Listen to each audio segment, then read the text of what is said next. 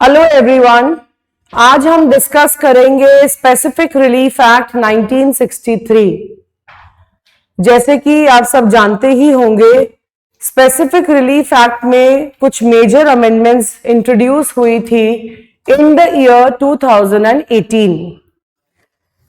We will discuss the specific features of the Amendment Act also. और आज हम discuss करेंगे स्पेसिफिक रिलीफ एक्ट के कुछ बेसिक फीचर्स और हम साथ ही साथ डिस्कस करेंगे 2018 से जो फीचर्स इस एक्ट में इंट्रोड्यूस हुए, ऐड हुए, वो भी हम आज डिस्कस करेंगे। देखिए, जब भी हम कॉन्ट्रैक्ट की बात करते हैं, कॉन्ट्रैक्ट के ब्रीच होने पर हमें दो रिलीफ्स अवेलेबल हैं। पहला, आप डैमेजेस क्लेम कर सकते हैं और दूसरा, आप specific performance of the contract claim कर सकते हैं। तो specific performance of the contract dealt है स्पेसिफिक रिलीफ एक्ट 1963 में, लेकिन जहां पर अग्रीव्ड पार्टी को डैमेजेस क्लेम करने हैं, वो अपना केस फाइल कर सकते हैं in accordance with the Indian contract act 1872।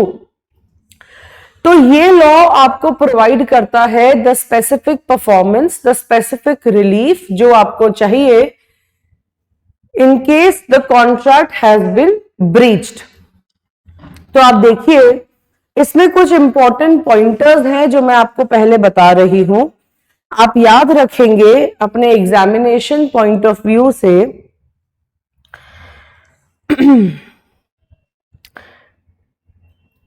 this particular act, this was originally drafted on the basis of New York Civil Code 1862। ठीक है, एक तो आप ये बात याद रखेंगे। सेकेंडली, जो स्पेसिफिक रिलीफ अमेंडमेंट एक्ट 2018 से चेंजेस आए, उससे एक सब्सटैंटिव चेंज आया लॉ में। और क्या प्रिंसिपल इनकॉर्पोरेट हुआ? That the remedy of specific performance जो सॉट करती है party in case there has been a breach of contract, वो कोर्ट की डिस्क्रिशनरी पावर नहीं, वहां पर उसे parties as a matter of right भी क्लेम कर सकती हैं। तो यहां जो डिस्क्रिशन थी ना कोर्ट्स के पास कि वो स्पेसिफिक परफॉर्मेंस दें या ना दें, that has been done away with by coming into force of the specific relief amendment act 2018। तो ये एक बहुत ही मेजर चेंज है, बहुत ही पॉजिटिव स्टेप है towards the performance of the contracts. जहां हम बात करते हैं स्पेसिफिक रिलीफ अमेंडमेंट एक्ट 2018 के इंपॉर्टेंट फीचर्स की, तो सबसे पहले आप याद रखिए जो मैंने आपको कहा कि कोर्ट्स की जो डिस्क्रिशन है वो अब बहुत कम हो चुकी है in the case of specific performance of contract. Secondly, ये एक एडिशनल रिलीफ भी प्रोवाइड कर रहा है by virtue of section 20A of specific relief act 1963, जो कि प्रोवाइड करता है सब्स्टिट्यूटेड परफॉर्मेंस की, राइट। और ये सब्स्टिट्यूटेड परफॉर्मेंस कौन करेगा? The third party would do. Third party करे या फिर अग्रीड पार्टी का ही एजेंट परफॉर्म करे, so that lies totally on the discretion of the aggrieved party. Then जो थर्ड इसका डिस्टिंग्विश्ड फीचर है, that is with respect to the power of the court to grant injunction in contracts related to the infrastructure projects. तो यहां पर infrastructure projects आपको मालूम ही है, energy, water, sanitation और बहुत सारी चीजों से रिलेटेड होते हैं। तो वहां पर भी इंजंक्शन इशू नहीं किया जाएगा। देन जितने भी इंफ्रास्ट्रक्चर प्रोजेक्ट से रिलेटेड डिस्प्यूट्स होंगे, उन्हें रिजॉल्व करेंगे स्पेशल कोर्ट्स, जो कि स्पेसिफिक रिलीफ अमेंडमेंट एक्ट 2018 से ही इंट्रोड्यूस हुए। एंड ऑल्सो एक फिक्स टाइम पीरियड प्रोवाइड किया गया of 12 months for the disposal of cases, जो और 6 महीने तक एक्सटेंड किया जा सकता है as per the discretion of the court, लेकिन उससे ज्यादा नहीं। तो ये कुछ हो गए स्पेसिफिक रिलीफ अमेंडमेंट एक्ट 2018 के एसेंशियल फीचर्स। जैसे मैंने आपको कहा कि ये एक्ट 1963 में आया, लेकिन जो ओरिजिनल कोड था that was New York civil code 1862, और ये रेकमेंड किया गया था in the 9th report of the law commission. तो ये भी क्वेश्चंस आ जाते हैं प्री में। अगर आप इसके इंडेक्स पेजेस देखें स्पेसिफिक रिलीफ एक्ट 1963 के, as you all can see we have in total 42 sections, है ना। देखिए अब इसमें आप देखिए 42 सेक्शंस हैं। 42 मैंने इसीलिए कहा क्योंकि 43 अमेंडमेंट ऑफ एक्ट 10 ऑफ 1940 ये भी रिपील्ड है और सेक्शन 44 भी रिपील्ड है, करेक्ट। लेकिन इसमें एक शेड्यूल ऐड हुआ था 2018 की अमेंडमेंट से। तो if you see the bare act carefully, आपको इसे लर्न कैसे करना है। Part 1 comprises of how many sections, sections 1 to 4, और ये डील करते हैं प्रिलिमिनरी पोर्शन से। इसमें अगर आप देखें तो सेक्शन 1 डील करता है short title, extent and commencement. So this is very plain and simple कि इस एक्ट का नाम क्या है, ये कहां कहां अप्लाई करता है और इसकी कमेंसमेंट डेट क्या है, तो आप ये लर्न करेंगे। The act has another name to it also, which is Act number 47 of 1963. ठीक है। उसके बाद सेक्शन 2 में आप देख सकते हैं कि डेफिनेशंस प्रोवाइडेड हैं, और डेफिनेशंस में ऑब्लिगेशन का मतलब होता है ड्यूटी, सेटलमेंट का मतलब हो गया कि आपने जिस डॉक्यूमेंट से प्रॉपर्टी को ट्रांसफर किया या फ्यूचर में ट्रांसफर करेंगे, इंटरवाइवस ट्रांजैक्शन, और वहां पर उसका जो इफेक्ट होगा, right, that is the settlement. उसके बाद विल की डेफिनेशन है, सॉरी विल नहीं, ट्रस्ट की डेफिनेशन है।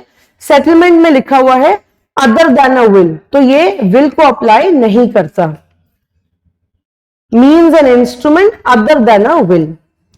Then you have the definitions, the other definitions of trust, trustee, और यहां पर जो वर्ड्स डिफाइंड नहीं है उनका वही मीनिंग इन्फर किया जाएगा जो कि इंडियन कॉन्ट्रैक्ट एक्ट में जिस तरीके से डिफाइंड है।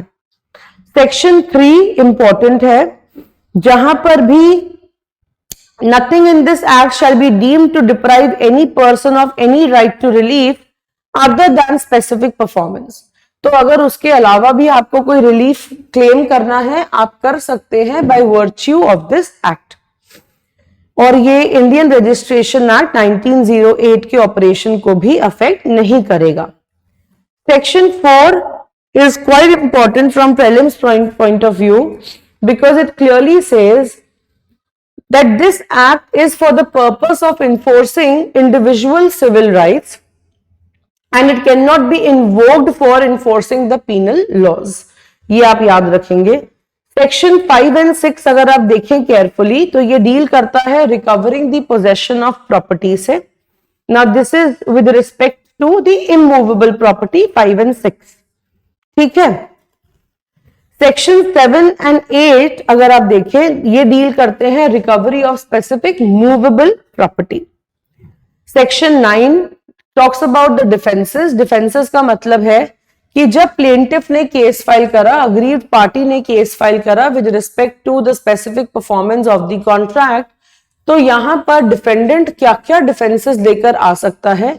तो जो डिफेंसेस एसआरए में है, जो डिफेंसेस इंडियन कॉन्ट्रैक्ट एक्ट में है, वो सभी डिफेंसेस डिफेंडेंट को अवेलेबल होंगे। फॉर एग्जाम्पल कि अग्रीमेंट जो है वो अनलॉफुल था, या फिर प्लेंटिफ ने इसके अंदर ऑल्टरेशन कर दी थी, प्लेंटिफ ने खुद ही टाइम पर परफॉर्मेंस नहीं करी, such defences can be brought by the defendant.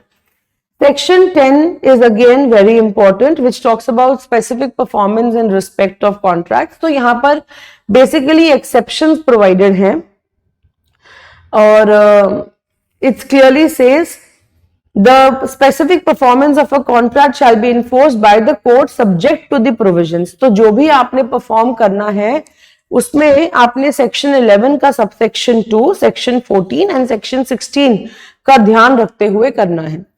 Section 11 says cases in which specific performance of contracts connected with trusts enforceable. तो ये trust से related है. Section 12 talks about specific performance of part of a contract. तो part of a contract perform हो सकता है या नहीं, ये section 12 में dealt है. Section 13 talks about right of purchaser or lessee against person with no title or imperfect title. तो परचेजर के क्या राइट्स है, लेसी के क्या राइट्स हैं उस पर्सन के अगेंस्ट जिसके पास कोई टाइटल या इम्परफेक्ट टाइटल है प्रॉपर्टी का. 14 देखिए, contracts which are not specifically enforceable. तो जो ये 4 कैटेगरीज दी हुई हैं, these contracts are not specifically enforceable. जैसे जहां पे आप सब्स्टिट्यूटेड परफॉर्मेंस ले चुके हैं वहां पर आप अब ओरिजिनल कॉन्ट्रैक्ट जो है वो परफॉर्म नहीं करा सकते. जहां पर performance of a contract needs a continuous duty, उसे भी आप परफॉर्म नहीं करा सकते. A contract which is dependent upon the personal qualifications, वो भी नहीं करा सकते स्पेसिफिकली परफॉर्म. और जो कॉन्ट्रैक्ट इन इटसेल्फ डिटर्मिनेबल होता है जैसे कि पार्टनरशिप एट विल, वो भी आप स्पेसिफिकली परफॉर्म नहीं करवा सकते. Then it talks about power of courts to engage experts. So as we all know, experts की जो opinion होती है वो relevant होती है और जो भी CPC में provisions हैं उन्हें ध्यान में रखते हुए expert opinion लिया जा सकता है. 14A. 15 में देखिए specific performance कौन claim कर सकता है और इसी के साथ आप एक corresponding provision section 19 देख सकते हैं कि किसके अगेंस्ट स्पेसिफिक परफॉर्मेंस क्लेम किया जा सकता है. ठीक है, तो 15 और 19 आप साथ में कर सकते हैं. Section 16 personal bars to relief. तो एक तरीके से ये डिफेंसेस हैं which are available. Specific performance of a contract can not be enforced in favour of a person. तो ये डिफेंसेस अवेलेबल हैं टू द डिफेंडेंट. वो क्या कहेगा कि वो सब्स्टिट्यूटेड परफॉर्मेंस ले चुका है प्लेंटिफ, राइट, और या फिर जिसने खुद ही कोई एसेंशियल टर्म को वायलेट किया है. तो ये भी डिफेंसेस हैं जो कि अवेलेबल हैं. देन 16 में एक बहुत इंपॉर्टेंट एलिमेंट है विच इज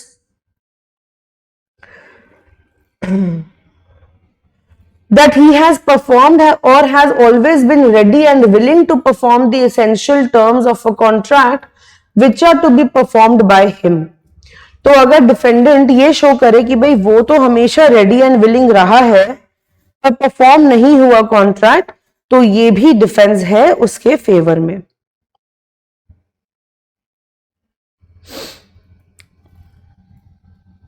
ठीक है, next is Section 17. If you see, contracts to sell or let property by one who has no title not specifically enforceable. तो ये भी प्रॉपर्टी से रिलेटेड हो गया कि जहां पर कॉन्ट्रैक्ट सेल या लेट का है, लीज का है, किसी भी इमूवेबल प्रॉपर्टी का, उसे एनफोर्स नहीं किया जा सकता of in favour of a vendor और लेसर जिसे मालूम था कि टाइटल नहीं है प्रॉपर्टी का. ठीक है, तो ये उन केसेस में स्पेसिफिक परफॉर्मेंस नहीं होगी. Section 18 talks about non enforcement except with variation.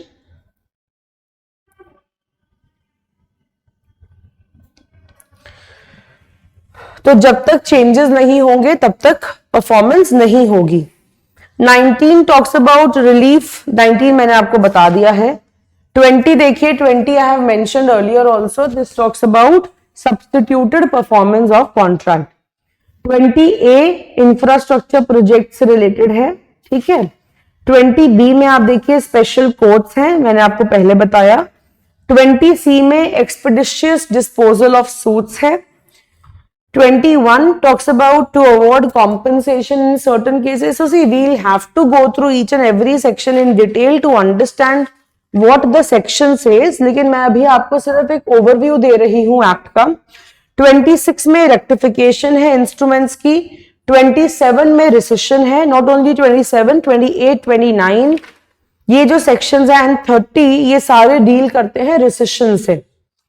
31 देखो, कोई भी एक्ट पढ़ने से पहले ना आपको इस तरीके से एक्ट लर्न होना चाहिए, so that when you learn the act, when you get into the details of the act, आपको पता हो कि कौन सा प्रोविजन कहां पर फॉल करता है। 31 में है cancellation, 31, 32 and 33 deal with cancellation. 34 is very important, जो बात करता है डिक्लेरेटरी डिक्रीज की।